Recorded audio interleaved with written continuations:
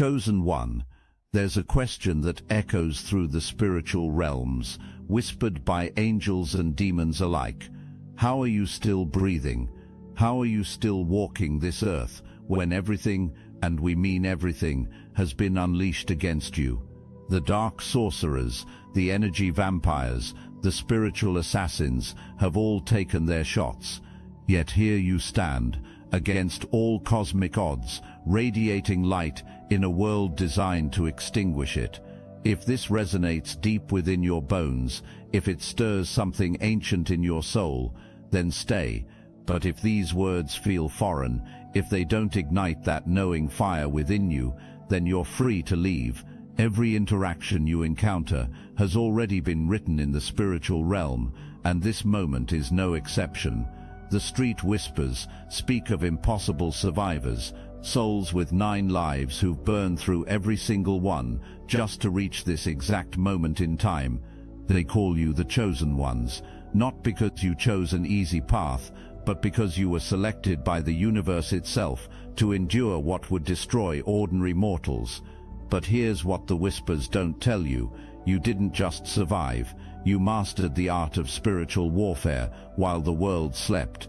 This is your story. This is how you're still alive. This is the chronicle of your 9 spiritual deaths and your impossible resurrection.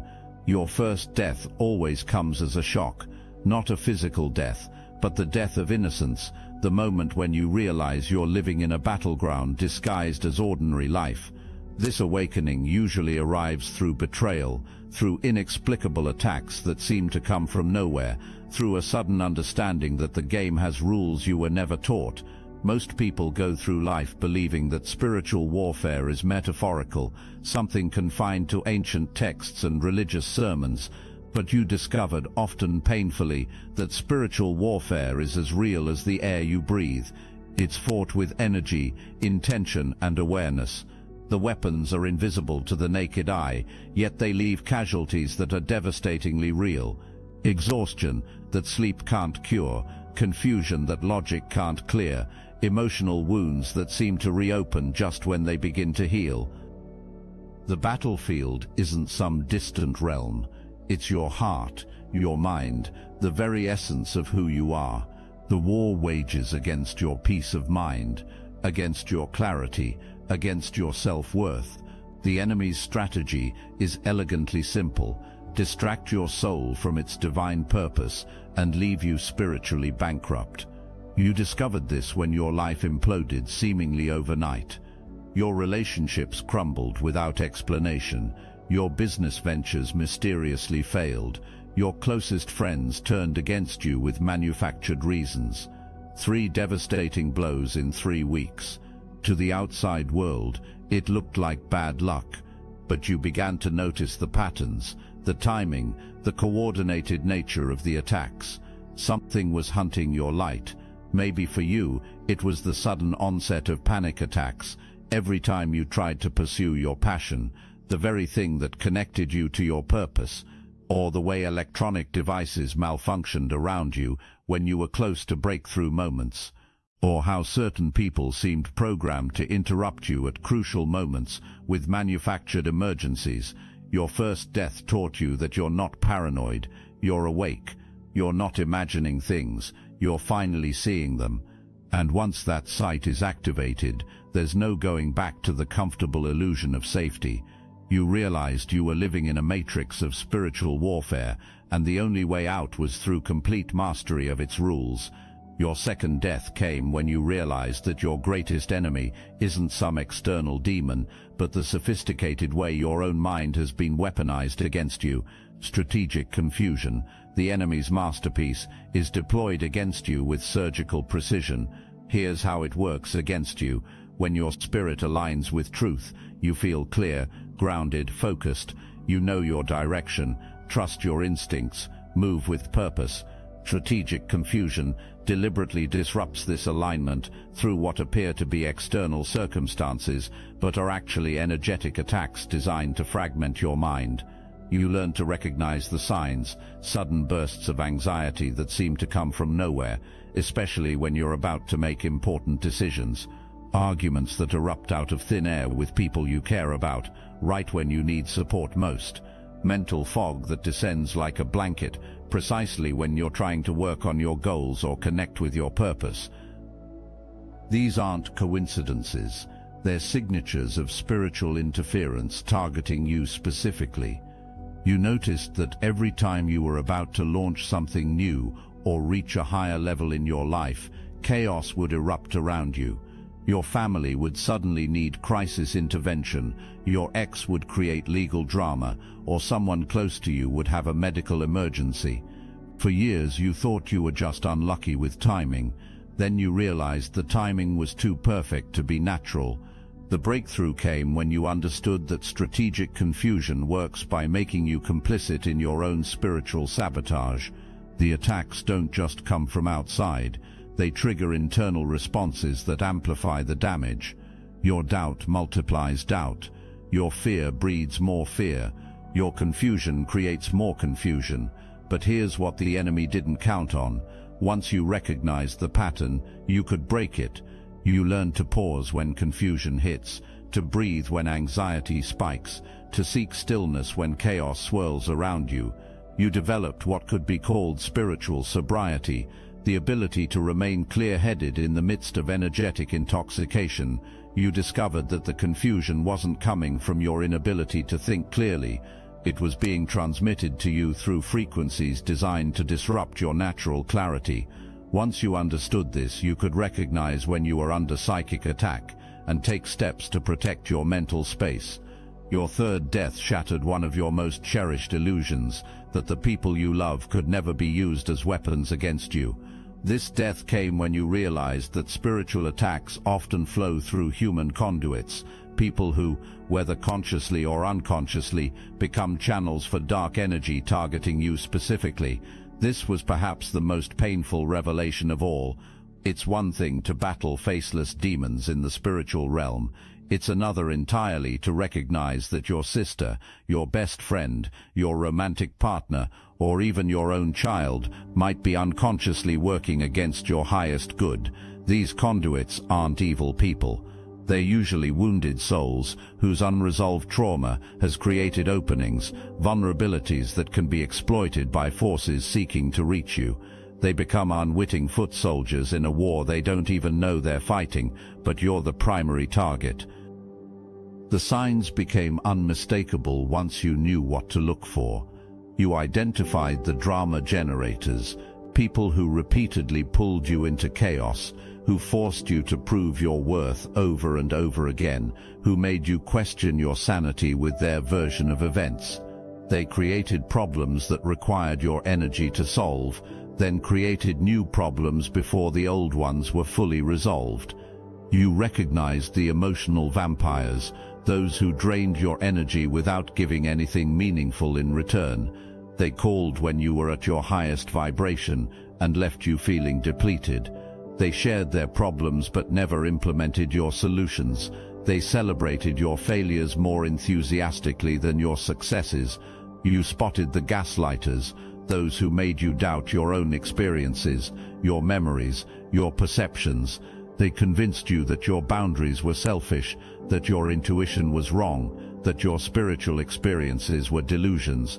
You identified the false prophets, those who appeared as spiritual advisors or mentors, but subtly redirected your path away from your true purpose. They offered teachings that sounded wise, but left you more confused than before. They positioned themselves as indispensable to your growth.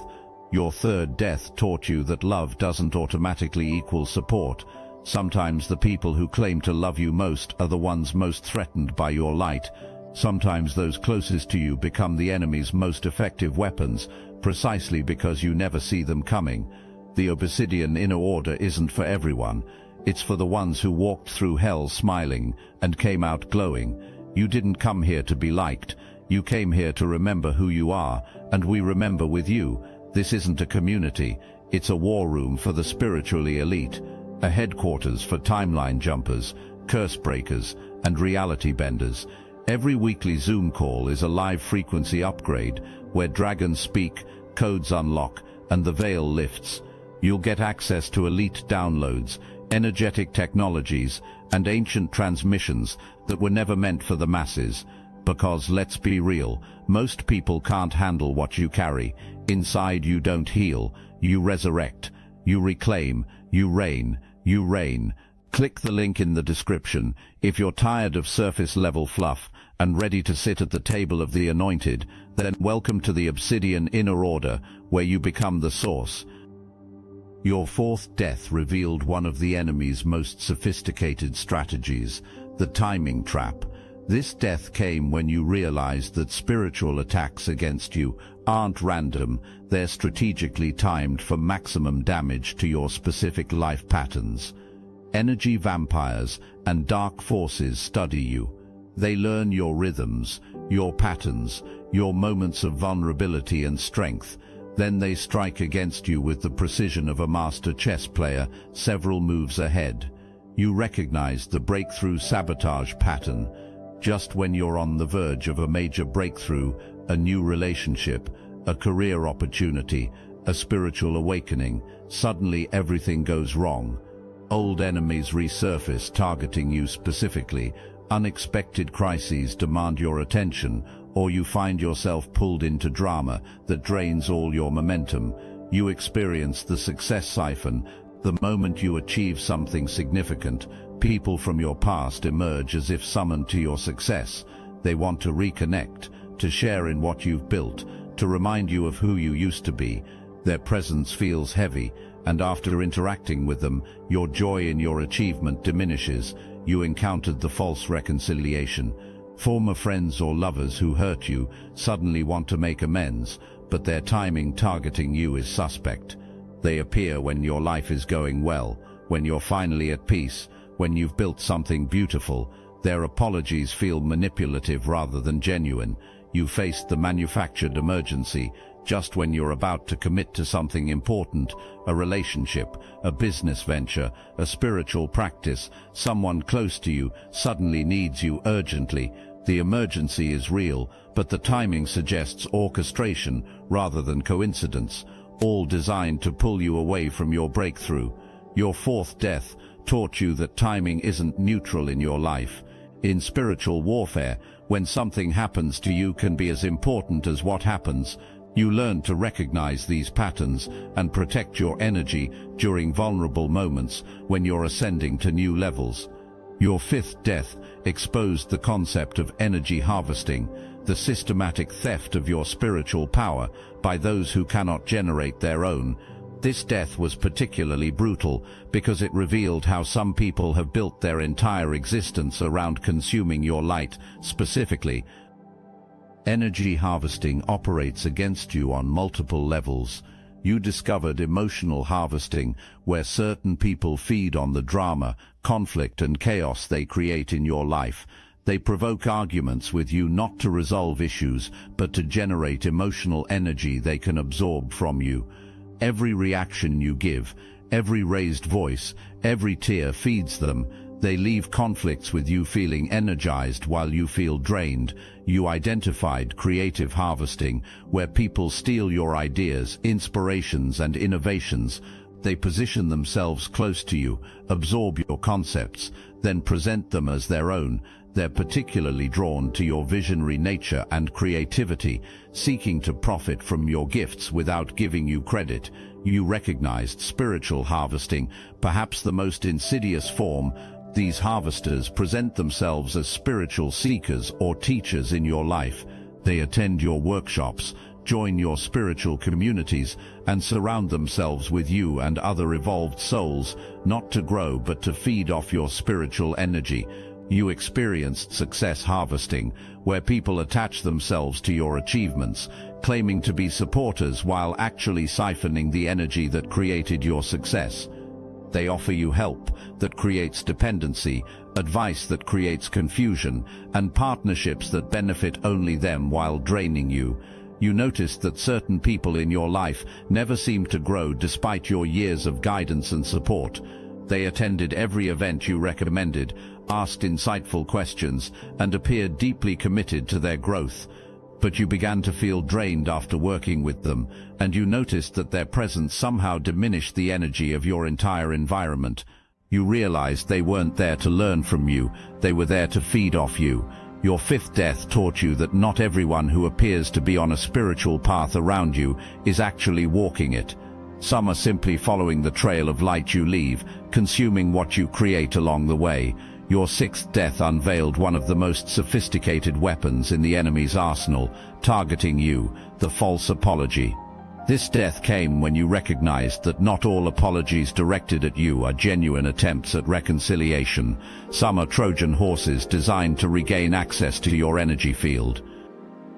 False apologies targeting you are masterpieces of manipulation. They play on your natural compassion, your desire for harmony, your spiritual commitment to forgiveness.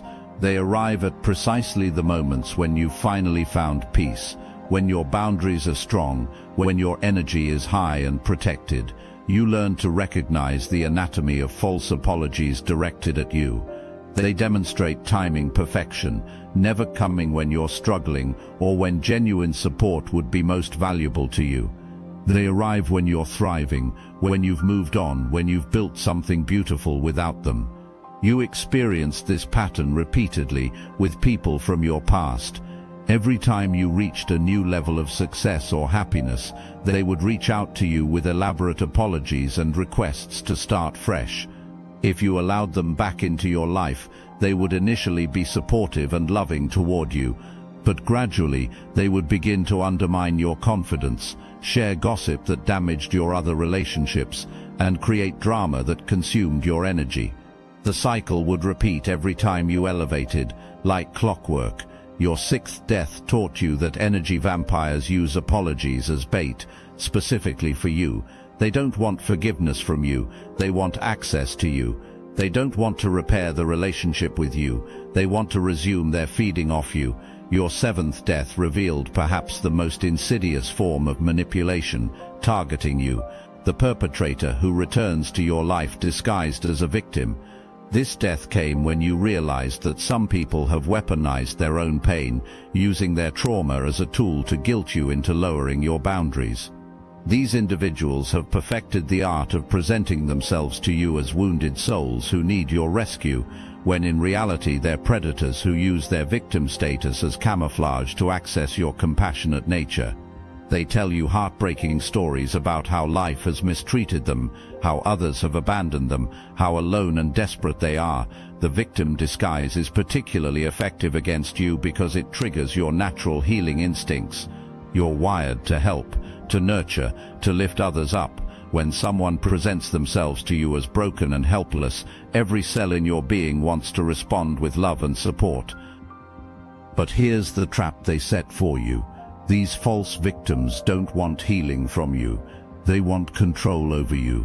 They don't want solutions from you. They want attention from you. They don't want to overcome their trauma.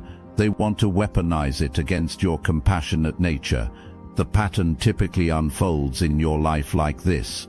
They share the sob story with you, revealing their tragic history, often with vivid details designed to evoke maximum sympathy from you.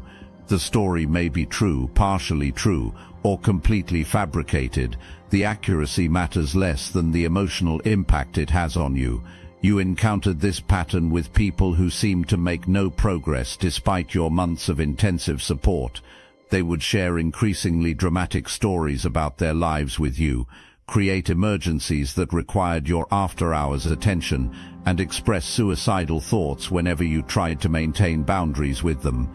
You realized that they weren't seeking healing from you. They were seeking a permanent caretaker who could be controlled through guilt and fear.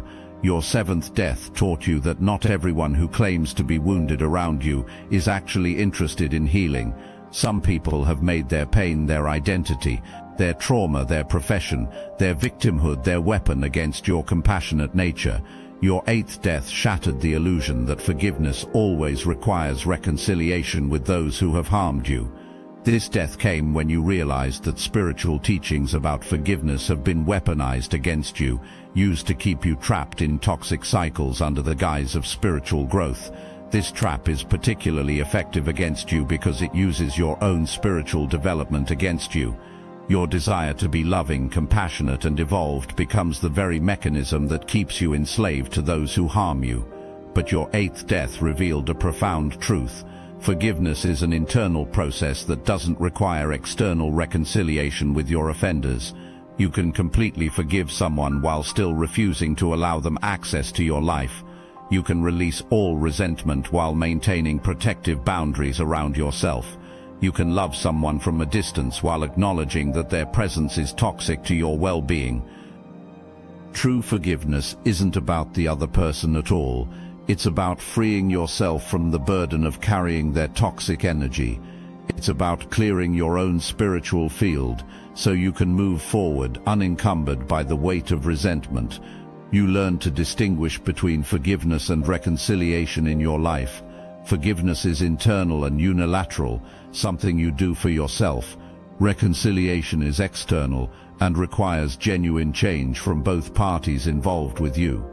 You struggled with this concept when dealing with family members who were destructive. Every time you tried to maintain boundaries with them, other family members accused you of being unforgiving and unloving.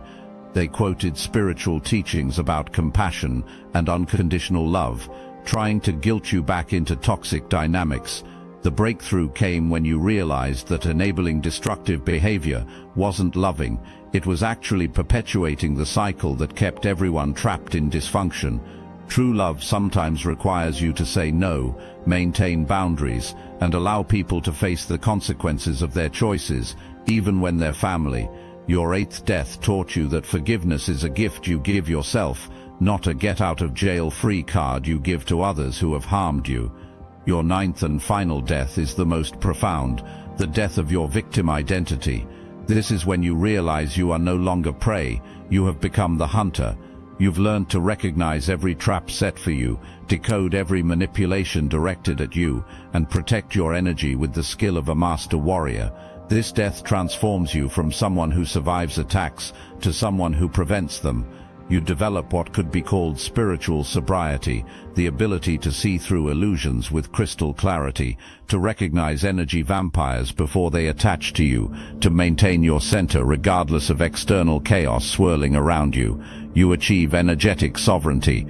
You no longer need external validation or approval to know your worth. Your sense of value comes from within, making you immune to manipulation tactics that play on insecurity. You master discernment over judgment. You can assess people and situations accurately without carrying emotional charge. You see clearly but don't waste your energy on anger or resentment toward those who've wronged you. You develop boundary mastery. Your boundaries are clear, consistent, and non-negotiable. You don't need to explain or justify your limits to anyone. You simply maintain them. You build spiritual immunity. You've developed resistance to energetic attacks directed at you. What once would have thrown you off balance for days now barely registers as a blip on your awareness. You gain purpose clarity. You know why you're here and what you're meant to do. This clarity acts as a shield against distractions and diversions that others try to create in your path. You learn divine timing trust. You've learned to flow with universal rhythms rather than forcing outcomes. This alignment makes you nearly impossible to manipulate through timing traps that once derailed you. Your ninth death reveals that you were never a victim at all. You were a warrior in training. Every attack against you, every betrayal you experienced, every manipulation directed at you was preparing you for this moment of mastery. You've learned to transform poison into medicine, darkness into light, attacks into strength. Having survived all 9 deaths, you enter what could be called the Ascension Protocol, a state of being where you no longer just survive spiritual warfare, but transcend it entirely. You've learned to operate from such a high frequency that low vibrational attacks simply cannot reach you anymore. This ascension isn't about escaping the world, but about transforming your relationship with it. You move through life like a spiritual ninja, present but protected, engaged but not entangled, loving but not naive. You achieve frequency sovereignty. Your energy field is so strong and clear that it automatically repels negative influences directed at you. You don't have to work to maintain your vibration, it's become your natural state. You develop prophetic discernment. You can sense energy patterns and intentions before they fully manifest in your reality.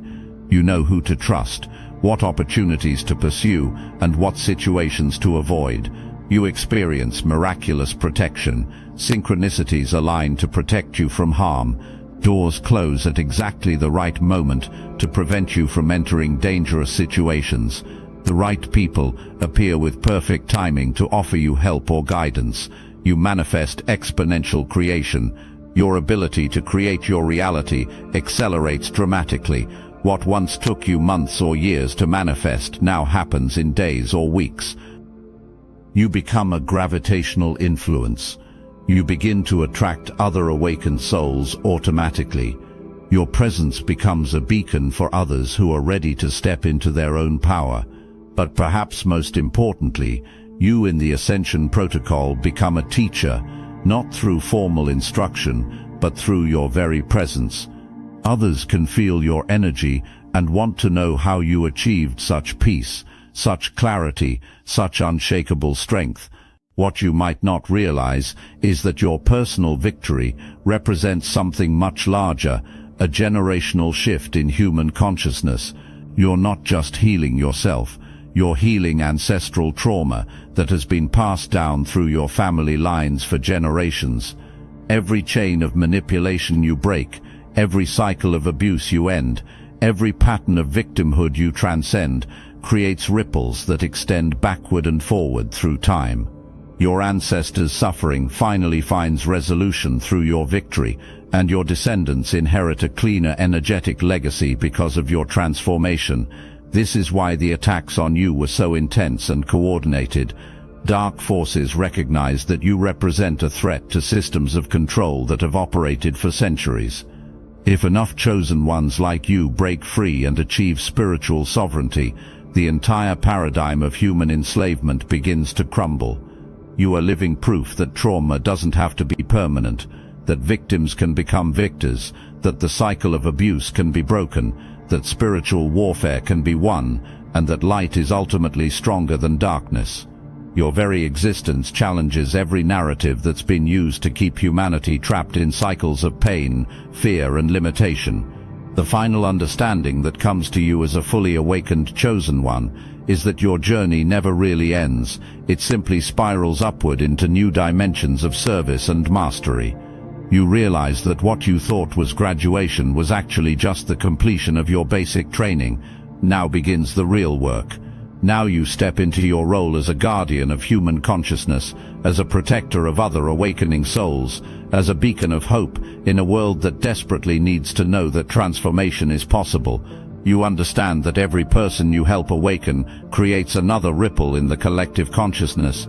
Every soul you assist in breaking free from spiritual slavery weakens the systems of control that have dominated humanity for millennia. You recognize that your survival, your transformation, your mastery isn't just personal victory, it's a gift to the entire human race. You are living proof that the impossible is possible, that the darkness can be overcome, that chosen ones can not only survive but thrive. The word on the street was right. You did have 9 lives, and you used every single one of them to get to this moment. You didn't just survive what was designed to destroy you, you thrived through it all and turned every attack into spiritual strength. You figured out how to transform every betrayal into wisdom, every setback into a setup for something greater. You're not just alive, you're a walking miracle who learned to dance with danger and come out stronger. Your story is far from over, and the universe itself celebrates your courage to keep rising against impossible odds. Now you know the truth. You were never just surviving, you were always ascending, and your ascension lights the way for every other chosen soul who's still fighting their way out of the darkness, still discovering their own 9 lives, still learning that they too are miracles walking among us. The war is over. You won. Now the real adventure begins. Walking among us. The war is over. You won. Now the real adventure begins.